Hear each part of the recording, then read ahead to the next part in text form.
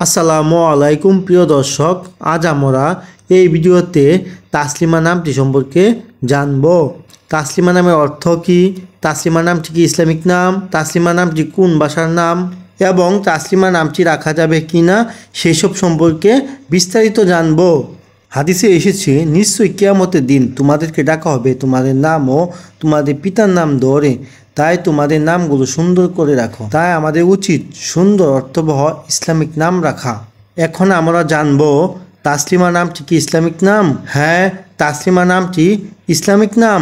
এই নামটি সাধারণত মেয়ে শিশুদের জন্য রাখা হয়।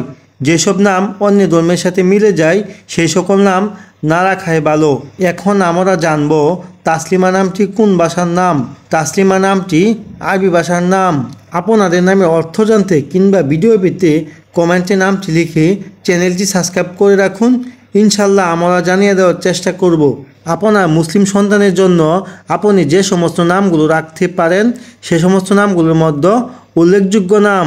আপনার সন্তানের নামটি এভাবে মিলিয়েও রাখতে পারেন, যেমন তাসলিমা রহমান, তাসলিমা ইসলাম, তাসলিমা জাহান জারা, তাসলিমা সুলতানা, তাসলিমা পারবিন, উম্মে তাসলিমা ইত্যাদি।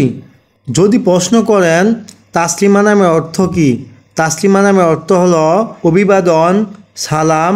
বিশেষ কথা, আপনার সন্তানের নাম চূড়ান্ত করার আগে ভালো আলেমের সাথে পরামর্শ করতে বলবেন না।